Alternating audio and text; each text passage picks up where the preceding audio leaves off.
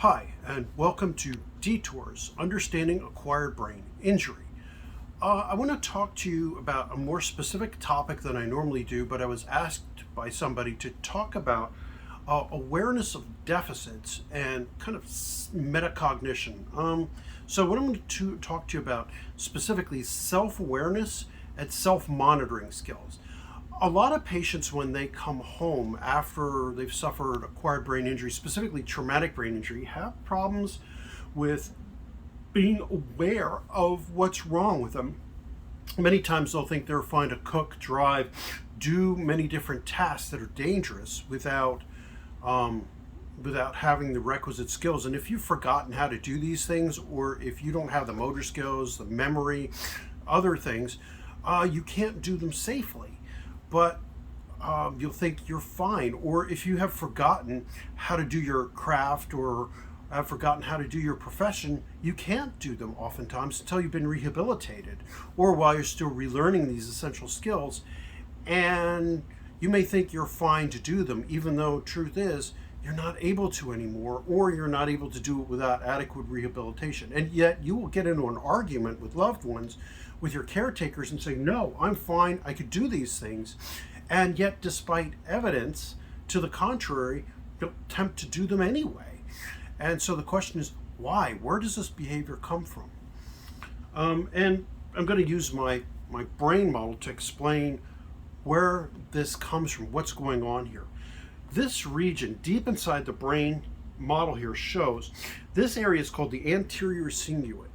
The anterior cingulate is part of the medial frontal cortex. We talked about that in one of my other videos. We discussed the medial frontal lobe, which is the part of the brain kind of that does a lot of the modeling, if you will, for the world around us. And it allows us to give us the theory of mind, this idea that other people have a mind too, that other people have feelings and thoughts. And if this area is damaged, we're not as good at understanding other people. Well, it also does the same for us.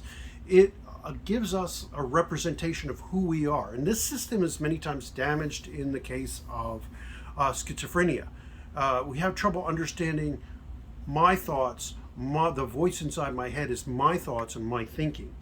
This system, the anterior cingulate, communicates through white matter tracts to what's called the insular cortex, which would be kind of tucked under here. If this were a more expensive model that you could get, if this were $1,000 brain mold, you could get under here and see more, that there's more cortex. It's kind of tucked underneath. And a white matter tract, which you could detect through diffusion tensor flow, you could see that there's linkage there. But many times in a car accident or whatever else, there's twisting and tearing, and the links between these two areas are disrupted.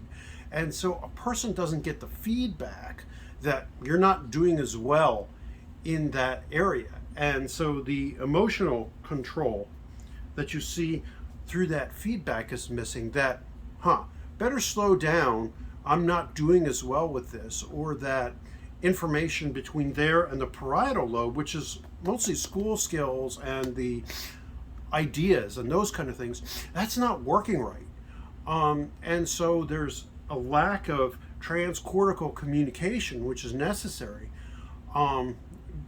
between those areas that are telling you, I'm not, I'm having problems with, my food shouldn't be all black like that. That maybe I set the temperature too high. That information is not being conveyed back and forth, and the emotional value is not being added. Or,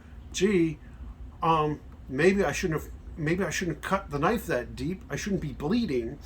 Maybe I need to stop. And that information is not being conveyed across a white matter tract. So people with diffuse axonal injury are much more likely to have those kind of problems with self-awareness and self-monitoring, and that message to perhaps I should stop. And so this is why when you have somebody come home from the hospital, it's damage to those areas, which is visible through diffusion tensor flow imaging and through tractometry, which is another way of looking through an MRI, looking at those tracts through diffusion tensor flow and saying, hey, there's disruption here. So how do we handle this in therapy? There are a couple ways, a couple rehabilitative techniques that you can use to help somebody who has these. Again, it's good old-fashioned rehabilitation that helps. One, what you need to do is you need to be gentle when you approach someone. You can't just drop the hammer and say, "Oh, that's awful." You need to say something like, "How do you think you did?" Or you need to get them to look at their own work and say, "Should it be that way?" You need to ask them, "Is this the outcome you want?" And then, "What might you have done better?" So you need to be kind and supportive and yet point out what's wrong. Also, always start it with something positive, just like they do in school. Something positive, something corrective, and close with something positive again. So something that's good. Hey, you managed to get all the food in the pot. Yeah, it didn't exactly come out how we wanted to, but yeah, you managed to cut everything and you didn't manage to get finger in it. So yeah, that's the kind of thing you want.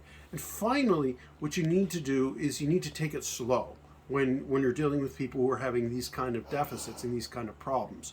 So you need to be reinforcing and take your time as you're going through. So those are the kind of things you could do to help somebody who is having problems with this self-awareness. You need to have them analyze their own work. You need to have them look at what they're doing and ask them pointed questions like, is this how you want it to come out? What might you have done differently?